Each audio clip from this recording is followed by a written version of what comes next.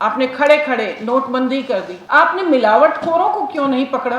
बेरोजगारी लगातार बढ़ रही है। हर रोज रेलगाड़ी के झंडे को आप दिखाने चले जाते हैं, एक नया फीता काटने चले जाते हैं। अतिवाद कहीं भी अच्छा नहीं लगता। इतना अपना चेहरा, इतना अपना नाम प्यारा है कि मीडिया में न जाने कब से टीवी देखना बंद किया। अब आप यूट्यूब पे भी आ गए अपना चैनल लेकर। देश कब चलाएंगे? तो ये चीजें बड़ी तकलीफ देह हैं। सरकार तक मेरी आवाज चली जाती है तो वो मुझे ये बताए कि फीता काटना और झंडी दिखाना अगर आपको पसंद है तो जो अरुणाचल में हमारे परिवारों के साथ हो रहा है, क्या वो विदेश है? आपका दिल नहीं दुखता?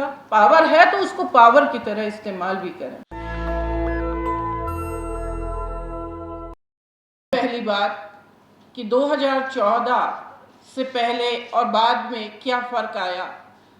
एक सैनिक की पत्नी होने के नाते मैं ये बताना चाहती हूँ कि जो इलेक्शन की पहली रैली थी तो उन्होंने जब शुरू की थी और तब ये कहा था कि OROP हम देंगे।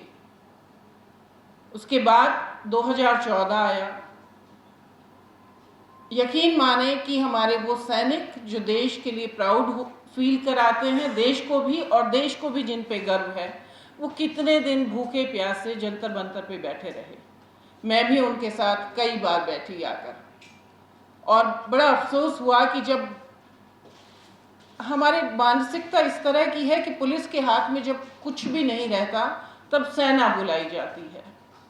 और मुझे देखकर ये दर्द हो रहा था कि जब सैनिक बैठे थे तो पुलिस बुलाई गई और किस तरह उन्हें उठा उठा के गाड़ियों में भरा गया। एक रिटायर्ड जनरल साहब की पगड़ी भी, जो सरदार हैं, उनकी पगड़ी भी उछल गई थी किसी के कदमों में। ये सब देखना बहुत तकलीफ दे रहा था। और उसके बाद अब जब ये कह रहे हैं कि OROP दे दिया गया है, आप सब जानते हैं कि OROP की कंडीशंस क्या रखी गई थी। हर साल रिन्यूअल, इन्होंने 5 साल बाद रिन्यूअल की बात की। पेट्रोल के दाम अगर हर रोज बढ़ाए जा सकते हैं, सब्जी मंडी के दाम रोज बढ़ाए जा सकते हैं, तो वो लोग जो देश को सुरक्षित रखते हैं उनके लिए आप OROP नहीं एक्सेप्ट करेंगे हर साल रिन्यूअल के लिए। उससे आगे मैं बढ़ती हूँ तो मैं पाती हूँ कि हमारे यहाँ अग्निवीर अब हमारी सुरक्षा करेंगे। हम वो लोग हैं जो पाकिस्तान को झेल रहे हैं, हम वो लोग हैं जो चाइना को झेल रहे हैं। सेना के बिना भारत की सुरक्षा कैसे होगी मैं समझ नहीं पाती हूँ। मैं सेना के मुद्दों पे बहुत एक्सपर्ट इंसान नहीं हूँ, फिर भी मैं जानती हूँ कि ये वो मुद्दे हैं जो हम सबको हॉन्ट कर रहे हैं। एक बात मैं बता दूं कि एक सैनिक को अपनी ट्रेनिंग के दौरान से लेके एक ड्यूटी ज्वाइन करने के बाद 4 साल लगते हैं सही मायने में सैनिक बनने में, और 5 साल में आप उन्हें रिटायरमेंट दे देंगे। रिटायरमेंट नहीं, नौकरी से बाहर, उनको कोई भी पेंशन नहीं मिलेगी। यानी 5 साल बाद आप जिन्हें बाहर निकालने वाले हैं, एक बड़ी खेप तैयार हो रही है बेरोजगारों की। क्या वो बहुत बचपन में मैंने सुना था एक पंचवर्षीय योजना किसानों के लिए, हरित क्रांति। क्या ये पंचवर्षीय योजना है कि आप अपना उन बच्चों का पीक टाइम अपने पास ले लेंगे और उसके बाद उन्हें सड़क पे छोड़ देंगे? थोड़ी बहुत ट्रेनिंग तो उनके पास होगी। वो लोग, क्योंकि जोश है, जवानी है, उनको नौकरी चाहिए पेट के लिए, तो क्या करेंगे? सड़कों पे गाड़ियां चला रहे होंगे, कहीं सिक्योरिटी कर रहे होंगे। ये सोच के दिल घबराता है। मैं किसी से फोन पे बात कर रही थी, उन्होंने कहा, अरे वंदना, तुम्हारा कहाँ पे आज किस पैनल में जा रही हो? तुम्हें पता है अंतरिक्ष में कितना बड़ा, हमने वो हरियाणवी में बात कर रहे थे कि चौखाले की मोहर लगा दी, यानी चारों दिशाओं में हमने मोहर लगा दी है। हाँ, लगा तो दी है, पर जिस मंच पे खड़े होकर वो रॉकेट दागा गया, वो मंच कैसे बना था? जब 1947 में भारत की जो स्थिति थी, हम माइनस से शुरू हुए थे। जिन्होंने सड़कें बना दी, जिन्होंने बैंक दिए, जिन्होंने हेल्थ सेक्टर खड़ा किया, जिन्होंने एजुकेशन सिस्टम खड़ा किया, उसके ऊपर चढ़ के हमने एक रॉकेट भी लॉन्च किया और वो बड़ी सफलता है, उसे हम सेलिब्रेट करते हैं भारतीय होने के नाते। पर उसके साथ हमें ये भी याद रखना होगा कि वहाँ तक पहुँचने के लिए और उसके बाद से क्या क्या झेला। कुछ दिनों पहले उत्तर प्रदेश से एक खबर आई थी जिसमें ये बताया गया था कि गांधी संस्थान या कुछ इस तरह का कुछ नाम था, जो लाइब्रेरी थी जहाँ पे 1.5 लाख से अधिक किताबें थी। सर्व सेवा संघ। जी, सर्व सेवा संघ। तो मुझे ये नाम याद नहीं आ रहा था और मैं गूगल कर रही थी कि 2014 के बाद से कौन सी लाइब्रेरी की किताबें जला दी गईं या बर्बाद हो गईं। यकीन मानिए, आप सबके हाथ में गूगल है, मोबाइल है, आप अभी चेक करके देखिए इससे पहले कितनी बर्बाद हुई थी और 2014 के बाद से ये रेशो कहाँ पहुँच गया है। कहते हैं कि आपके पास पेन ना हो, आपके पास भाषा ना हो, पर आपके पास किताब जरूर होनी चाहिए, क्योंकि वो ही एक देश को बना सकती है, वो ही बिगाड़ सकती है। हमारे कितने इस तरह की महत्वपूर्ण लाइब्रेरीज ख़त्म हो गई। मेरा एक उपन्यास बहुत चर्चित रहा, कितने मोर्चे।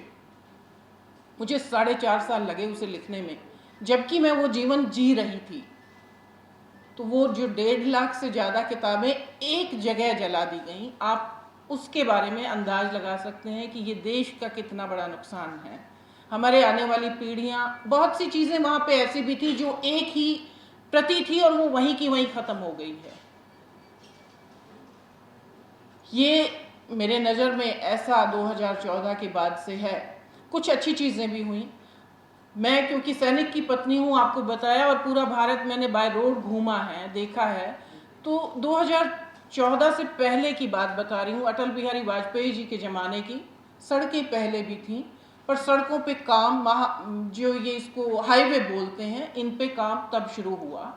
मुझे इस तरह पता लगा कि सड़कों पे से आते जाते वाजपेयी जी हाथ इस तरह करके एक फ़ोटो में दिखाई देते थे। तो सड़कों पे अच्छा काम हो रहा है। पर मैं जानना चाहती हूँ कि हमारे बेरोजगार युवा के लिए क्या किया जा रहा है। बेरोजगारी लगातार बढ़ रही है, उन्हें हम क्या दें। मैं 2 युवा होती बेटियों की माँ हूँ, मुझे समझ नहीं आता कि मैं उन्हें क्या दूं, क्योंकि फौज में भी आपने अग्निवीर लाके खड़े कर दिए हैं। खैर, अब मैं क्योंकि एक लेखक भी हूँ तो लेखन की बात करती हूँ कि एक अच्छा दौर 2014 के बाद से लेखन में देखा कि 4 पीढ़ियाँ एक साथ लिख रही थी। उसमें सूर्यबाला जी भी हैं, चित्रा जी भी हैं, उसके बाद प्रेम जन्मेजय को हम देखते हैं।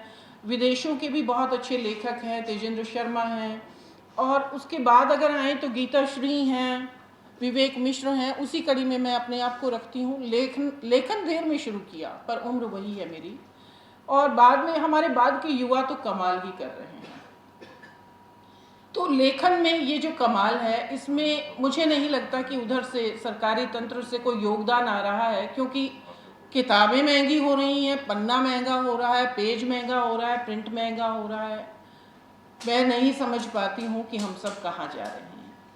एक निराशा है, और जो 2014 के बाद हुआ वो होना इसलिए ज़रूरी था क्योंकि मोनोटोनी हमेशा तोड़ी जानी चाहिए।